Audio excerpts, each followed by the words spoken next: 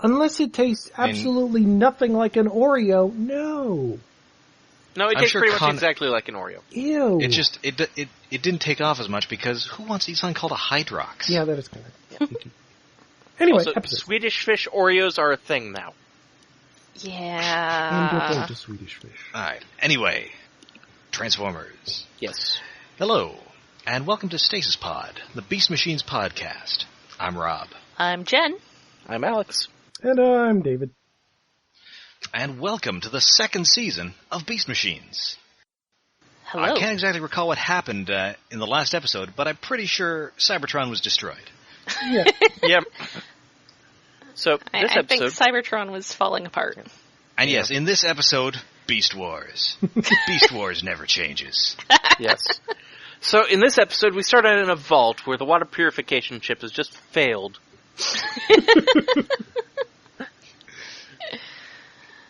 Yes, this episode is Fallout. Yes. Yay! First aired February 9th, 2000, only about 6 weeks after the last episode of the first season, which, that's not bad. Really short break. That's nice. It had insufficient Nick Valentine for any sort of Fallout experience. That's almost not a season break. It might as well be one whole season. Yeah. Yeah, they just kind of took Christmas holidays. Yeah. That's a shorter break than, I think, semi-contemporary to that, Power Rangers in Space had. Because Power Rangers in Space had like a 6-month break between the first half of its season and the second half of its season. And that pissed me off at the time, and I'm ranting about it now because I cannot let go of the past. I think those were on like at the exact same time on Fox Kids.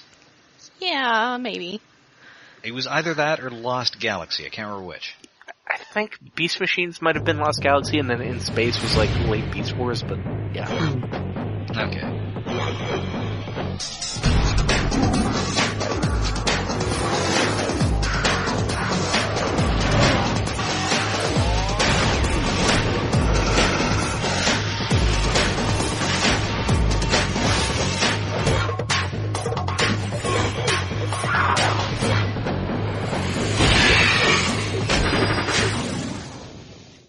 So yeah, and this one, you know it's important because it was written by Bob Skier and Marty Eisenberg.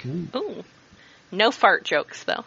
No, not a one, because last we saw Optimus Primal using the plasma energy chamber, which see our episode on the Rebirth, which was released last week and possibly the previous 2 weeks, depending on how we decided to cut it up. Yeah, it's a long one. And Megatron using the key to Vector Sigma. Now, remember, one of those turns everything into machines, and one of those destroys machines. So things were looking pretty bad for Cybertron.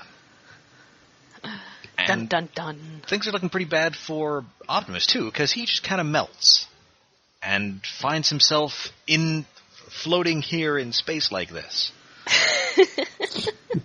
Yeah, it's very interesting that, the last episode seemed to be ending with him, like, getting disintegrated, and now he seems to be in some sort of afterlife.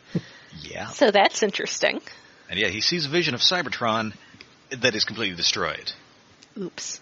He tries to blame Megatron, who is also there, but Megatron's all, nope, this is all you, bro. Yep. It's you did this one.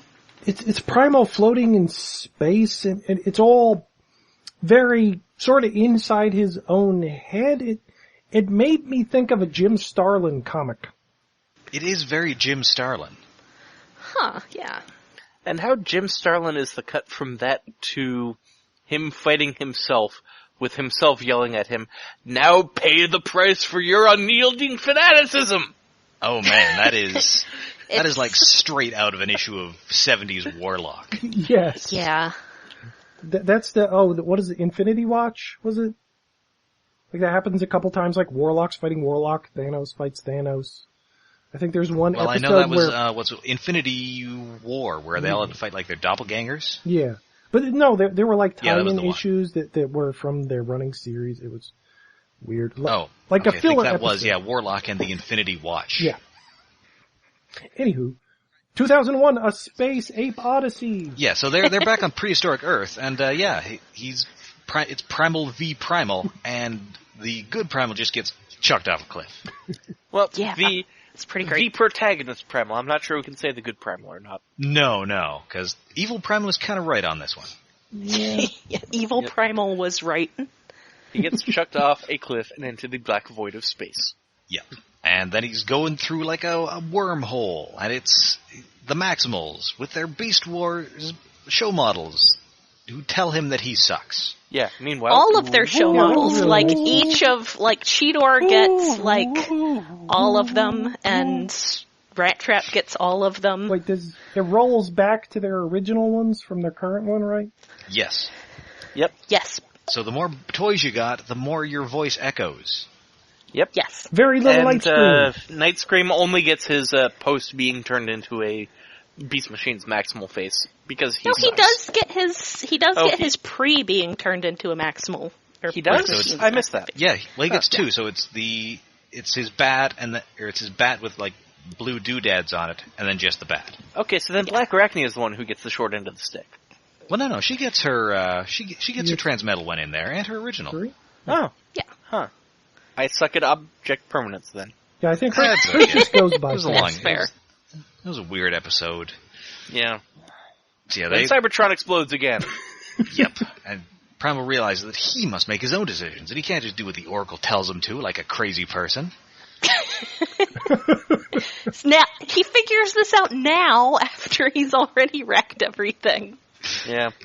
And the Oracle says, now you realize, but your fate still lies with you. But why should I listen to you, Oracle? I just decided that I shouldn't listen to you anymore. But hey, maybe you listen to Rhinox. Or the crazy ghost of Rhinox. Yeah. Whatever the That effect. sounds like a great idea. He shows up by method of Photoshop effects.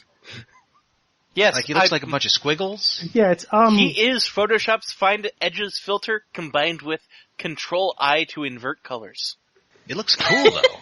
I am not joking. That is exactly what they did. I tested it in Photoshop. Nice. Yeah, Rhinox shows up to say, yes, I'm super dead now. Oh, I wear the chains I forged in life. I have joined the Matrix, and my head has joined Photoshop. It is Oh a man, bit like he should have that. had like the chain guns he forged in life.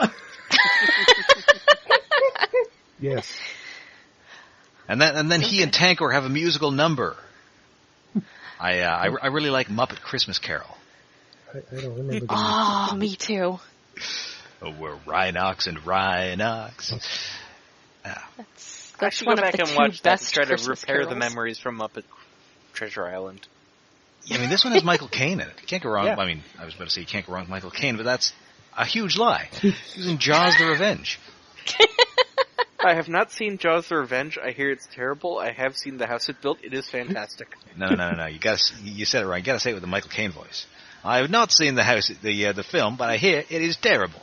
However, I have seen the house that it built, and it is wonderful.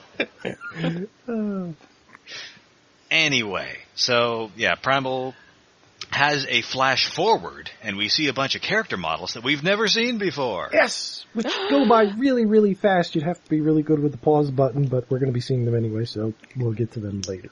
Somebody back when this originally aired did pause them all. Oh. Yeah, I remember cut it seeing on it on, VHS and I think hit it the might have been, pause button. It might have been Yi even. Maybe. Probably. I saw them on somebody's website in 2000. Sure took Yes. forever to load. It was from a VHS recording, you know.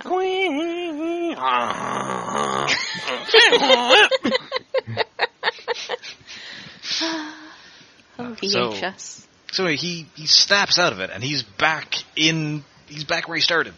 So he uses his energy-absorbing abilities to absorb the energies of both the key to Vector Sigma and the plasma energy chamber. So he's in robot mode now, and he grabs the red wire and the green wire and grunts a lot and goes bug-eyed and wiggles and... It's very anime, We get some just great how he Gary absorbs Chalk grunts. Yeah, it is kind Oh, yes. I'm pretty sure I've seen the same thing just in the anime. energy absorbing. I was just thinking crossing the streams instead of anime. Yeah, Yeah, it's That a little too. crossing the streams. I was thinking glowing and crashing into things. There's a reason that this podcast does not grant Grunt of the Night. Yes. Well, if we did, it'd be Gary Chalk every single time. Exactly. Yeah. Oh. Always Gary Chalk. So, and we kind of see the energy going into the Matrix through some of our previous locations, including Night Scream's hidey hole, where I guess that tree just grew back. Well, it's a tree. We saw it grow back. I thought we just saw like roots or something going. I guess it went from that to the tree again. Yeah. Yeah. And we see the Maximals get unkeyed to Vector Sigmund. Yes. And they're just all kind of waking up like a bad hangover happened. And they wake up, but nobody else on Cybertron does. And I really like this scene where just everything's quiet. You kind of hear the wind going through the buildings, and they're just deactivated drones everywhere. You do say nobody else wakes up, but there kind of is nobody else to wake up. There's all the drones. Well, I mean, none of the drones wake up. You have to have a spark. I mean, to wake in up. as much as they are people. Yeah. My notes for this are the Viacons are all dead. Transformers issue 5. Yes. Yeah, I mean, it's pretty grim. Yeah. Yeah, so they, We get a tease of one of them not being dead, and it's just Rat Trap. Yeah. Oh, yeah. yes. Yeah. Cybertron has been lifeless for the entire series, pretty much. But now there's not even Viacons flying around. It's like the beginning of a zombie movie. There's no sign of life. It is quite eerie. I like it. Yeah. So, yeah, they go to the Citadel, see, what happened. They find Megatron, who is kind of... And the red lighting in here is really neat. Oh, yes. The lighting is so good. And Megatron just crumbles to dust. And Tankor falls apart. And then Optimus is also dust. Yeah, Optimus Prime, he melted, but it kind of looks like he was run over by a cartoon steamroller. Yeah, it's like does. Yeah. bits of him are still monkey there. parts but are like his monkey parts like are dust. brown monkey dust. It's a weird effect. And then like his robot parts are just like robot parts, like Yeah. armor, just lying there with the brown monkey dust. I mean, I can see the effect they were going for, Yeah. but it looks kind of silly. It is neat that all three of them, like, are dead in a different way. Because Tankor just falls to bits. Primal's this weird thing, and Megatron becomes ash, and Rat Trap expects no more holiday cards. Yes. And really, it's such a brave choice to remove all the sources of conflict from the show in the season 2 finale, in the season 2 premiere. Yeah. Yes. Yeah. That's kind of amazing. So yeah, everybody is, of course, sad that Optimus Primal has melted. Except for Night Scream, because he's all, hey, Cheetor, why are you sad? You always wanted to get rid of Optimus Primal, which is the exact wrong thing to say, Night Scream. Cheetor immediately However, turns into Adam Jensen from Deus Ex Human Revolution. I never asked for this. But Oh, but geez. I have to say shipping intensifies. Yeah. Wait, between who? Night Scream and Cheetor. Oh, jeez. Just because Night Scream's all like, well, hey, you get to be in charge now. I never wanted to be in charge. Maybe just the one side of that ship increases. So, Cheetor kind of realizes at this point that, well, I guess I gotta be in charge. So they go out and item 1 on the agenda, get those sparks back and get them bodies somehow. Lol. They just left where they were. I laughed at that. Yeah. Well, no, wasn't item 1 So- fix Cybertron then find sparks or something? Yeah, I guess. Two things. But that's going to be difficult because Rat Trap R2-D2's into the planet's core and the planet's brain dead. Which is not good. No. Yeah. That can't possibly be good. They crashed Cybertron. It's not good. And what's also not good is that 2 Viacons are still alive, specifically Jetstorm and Thrust. Yes. Oh, but they're so precious. Jetstorm, entertain. So That's entertaining. kind of the purpose in the episode, yeah. Yes. And so, they're about to fight, but Cheetor's all, why even bother fighting us, guys? Yeah, and Black Arachnia tries to appeal to Jetstorm's inner Silverboltness because that is literally all her characterization is anymore. Yeah. And I'm very sad.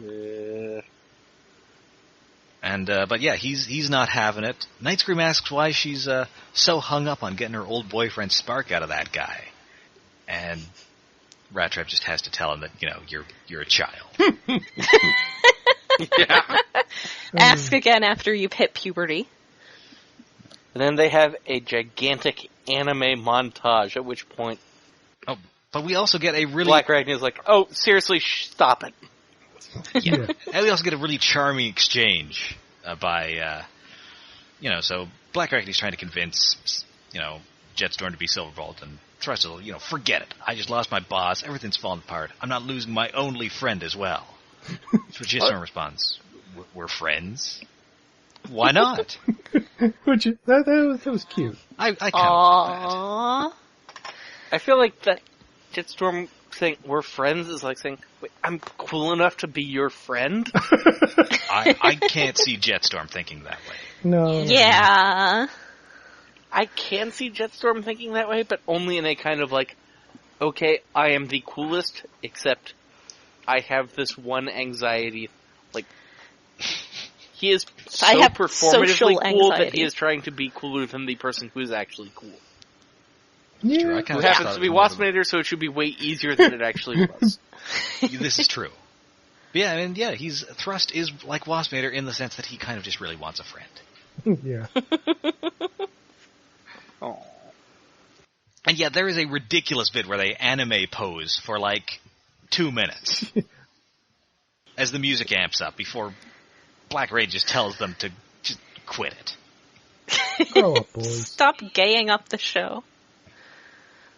And then, yeah, they just leave. Because they really don't have anything to do. Please don't stop gaying up the show. Never stop.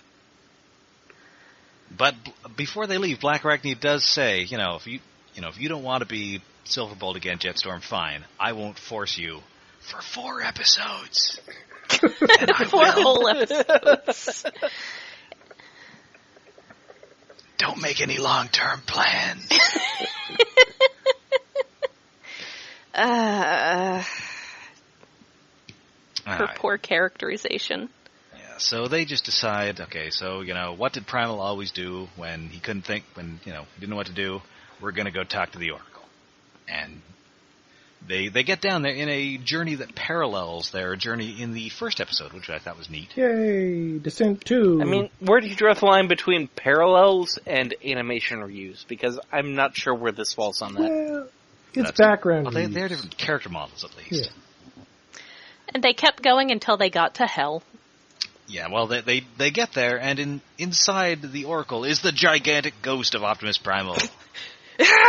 It's Super Monkey Ball! Damn it! Got there first. Timely. Actually, it did come out around the same time, I think. PlayStation 1. Oh, man. That's where they got the idea for Air Assault Primal. He's so huge. It's scary.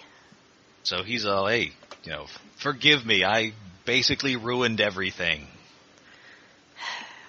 Good job. But everybody forgives him, and Rat Trap even says there's nothing to forgive. Whereas Cheetor's like, there's plenty to forgive, but I don't give you forgiveness for the things that, sucked. Yeah. But Cheetor says, I can forgive you for your mistakes, but not for giving up. But he's dead. How is that giving up? Well, I mean, we'll see that because, Primal, he's in the void. He has, he's in, I guess, what is the Allspark, and they're inviting him to become one with the Matrix. Yeah. It just seems kind of harsh to say someone's giving up by accepting their own death. Well, wait, we're going to see here, because, he has a revelation. He sees that plant and realizes the Oracle didn't want Cybertron to be organic. He wanted it to be balanced, techno-organic. And he comes to this realization by remembering Beast Wars. Wait, hey guys, remember Beast Wars. Wait, techno-organic? You mean like that horrible thing where the Maximals went insane when they were turned into it, and it was used as the visual shorthand for you are completely destroyed? Wait, what? No, that wasn't techno-organic. That was just technological. They were just all blue. They're techno-organic now. Right? Yeah. Yeah, that would have been, when they were turning all blue, that would have been when they were becoming entirely mechanical. Right. Yeah. Which somehow made them crazy, even though mechanical is generally associated with emotional distance. And Listen, we just slipped some Molly into those keys to Vector Sigma. fair point. The trees that show up later do look exactly like the trees that showed up when they were growing the mechanical versions of the vines. But I think they have more green on them. Somewhere. Maybe it was just my TV. maybe. Anyway, so yeah, he has this epiphany and then realizes that, I am ready to join the Matrix, but not today. Which means you're not ready, Optimus Primal. That's literally the opposite of ready. I am ready to start exercising more, but not today. Yeah. So he because I guess for him, death is giving up. Because he can just decide, oh, no, I'm not going to die. Well, See okay you guys. then. Jeez. You know what? I was super disappointed by this because Optimus Prime shows back up alive, and everybody's like, holy crap, what? And then I'm just like, but he's in his old body. I know, this is when he's supposed to get a new body! Yeah. I know, this is so weird, because this is a Transformer show. If somebody has a near-death experience, they come back, we don't see them initially, that's when they get the new body. Yeah. Yeah. And his body was ash. Not that I dislike his current body, but, sell me a toy here, Hasbro. What's going on? At least a repaint. Yeah. Give him some different colors. Spark Attack, Optimus Primal, something? I couldn't help but compare this episode to the first episode of Beast Wars Season 2, because it's also about Primal being brought back from the dead, except that's only sort of a subplot, and also even though it involves Rhinox basically deep diving into the afterlife, it just feels a lot more scientific than this does. Yeah, this started off with a whole deep dive on being entirely spiritual metaphorical. Mm-hmm. I mean, it's kind of interesting, just because it's so weird that there's a, toy cartoon that is doing this. Yeah. Yeah. I mean, it's just so out there. And Primal admits he was a fanatic. Yeah. Which is kind of interesting. That is interesting.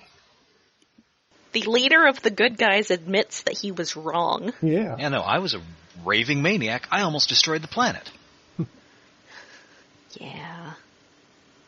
And so, the steps out of the Oracle, says the Oracle has taught him everything I need to know, and now I must make my own way. Because asserting, he's passed his greatest test by asserting his own free will, the very thing that makes him more than a mere machine. Although it's the Oracle who's saying all this and not Optimus Primal. It's less, It's less, I must make my own way, I have rejected the Oracle, and it's just like, good, you've rejected me. You passed the final test. Now you can make your own way. Yes. Sure. And as a parting gift, they get a grove of techno-organic trees. Yay. Which, honestly, the way it came up at first just looked kind of like corn. It's like, your own destiny in Kansas. Yep. Hey, that's where Superman's like from. they were in a cornfield. This is not your future. This is only a visualization of your future. Do not sue. Apparently. Alright. So now, the planet, they've kind of got a plan here, so it's time to find those sparks. But instead, something's rising from the ground, and it's a giant Megatron head. Bum, bum, bum! Really great episode ending visual. Just this It looks super cool. giant, massive head. Grand Megatron, well, Grand Mall, it's called, but Yeah, they call it the Grand Grand Mall. Mall, which in French is the big bad, but is also a kind of seizure. Yeah. the worst kind. Wow. It's pretty great. But yes, And we that get is where more. the episode ends. It's a good cliffhanger. Yeah. Because what the heck? Yeah, it's an amazing cliffhanger. Just more giant floating head. Yeah, and unfortunately, this is the last we're going to see of Rhinox, too. Yeah, that's a shame. Yet, I would have liked a little more Rhinox, but, there are only 26 episodes. Yeah. I would have loved it if he'd been able to stick around as a force in the show. But yeah, like a third faction sort of thing. But I guess the thing is that he was so crafty and so brilliant that it would be implausible for him to not eliminate at least one of the other sides. Yeah. So he got to stick around. Kind of cluttered if he was there for... Well, they could have stuck him around for a bit until we actually get Megatron back, but... Yeah. To be honest, in an environment where Megatron is maybe destroyed, and Rhinox is as awesome as he's been so far, him superseding Megatron actually seems like a cool idea. Yeah. Alas, the road not taken. Yep. But overall, kind of not a great episode, but an interesting one. Yeah. And a necessary one. Yes. I mean, you had to go somewhere from that ending, and I think this was a reasonable way of resolving that. Yeah.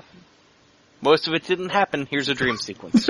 Yes. Well, and I did like I thought using Optimus's energy-absorbing powers were clever, because I wouldn't have thought of that. Yeah. Yeah. Sort of an interesting way to do it, even if it was kind of anime. It doesn't get rid of the two main bad guys, so there's kind of nothing against them now. But then again, the last 13 episodes have been one long-running series of let's run away. Yep. Yeah, there's considerably less running away from here on in. Yeah, which is good. There's something very interesting about forcing the protagonists to go, oh, we need to be proactive now. What do we actually want to do? Oh yeah, what do we do now? Yeah. All right, so until next time, you can find us floating in the void of the internet, possibly fighting evil versions of ourselves. And you can also find us on Twitter at @StasisPod, on Facebook at facebook.com/StasisPod, and on Tumblr at stasispod.tumblr.com. And we are hosted on iaconunderground.net on the Iacon Underground Radio Network. We have a Patreon set up as well to help support this and our news podcast. That is at patreon.com/IaconUnderground, and that helps keep us ad-free, pay for our hosting, and throw a little lunch money at our audio editor, David. And if you are ready to send us an email, but not today, then write into the Maxa mailbag at stasispodcast@gmail.com, and we'll read your letters on air, but not today. Yeah, because I we're guess not you recording could our next do that episode tomorrow. Alright, so until next time, when we encounter a savage noble, I'm Rob. I'm Jen. I'm Alex. And I'm David. Oh, noble savages, that old cliche.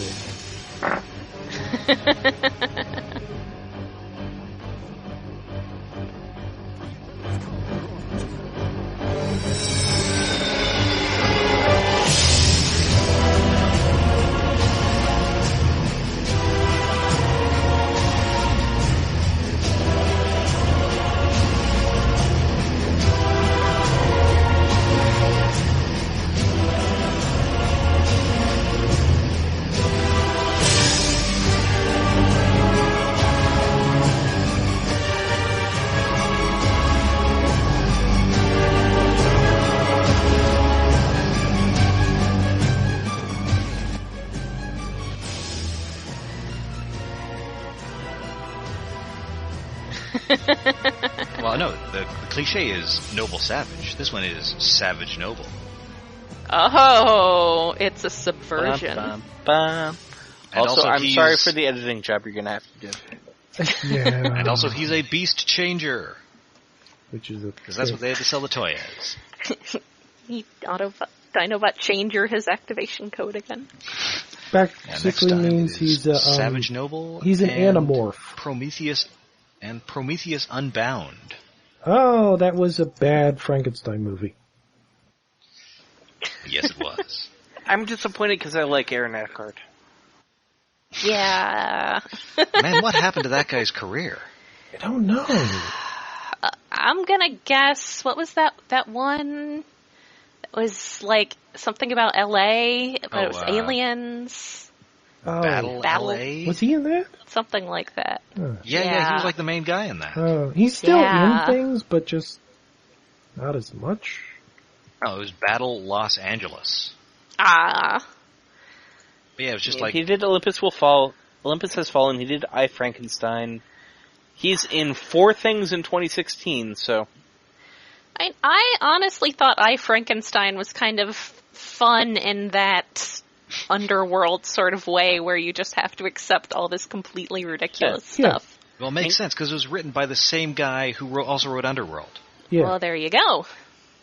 He was in the sequel to Olympus Has Fallen called London Has Fallen. He was in Sully. And then he's going to be in Bleed for This and Incarnate in 2016. So his career's not over. It's just he's not quite as leading man as you'd think based on his prominence in a few other things. Mm-hmm. Oh, jeez. Bleed for... Another boxing movie? I mean, I like Creed and all, but enough is enough. And I don't know what Incarnate is. Oh, it's a horror movie with Aaron Eckhart and literally nobody... literally nobody I've ever heard of, plus somebody who's on Game of Thrones, I think. Yay! Which one? Van Houten. Huh. Oh, no offhand. And a professional wrestler. Ooh, which one? Mark Henry. What? Mark Henry's in that? What? Yeah, it's Incarnate is an upcoming 2016 American supernatural horror film starring Aaron Eckhart, Melisandre from Game of Thrones, and professional wrestler Mark Henry. Huh. That is weird. Because he's awesome, but also kind of terrible. Can he, act? I mean, on the one hand, yeah, he can kind of act. He did a ridiculously amazing promo where he was, fake retiring and then not. But then also, he's never gotten anything decent to do while he's been in professional wrestling. And the most memorable things he's been doing is that fake retirement that I talked about, the time where he slept with octogenarian female wrestler Mae Young, and she gave birth to a hand. Oh, that was him? My God. Yes. Wait, he's still wrestling? That was 20 years ago. He's been there for 15 years. Or 6? Yeah, no, and also, 17, he is legitimately one of the strongest people on the planet. Jeez.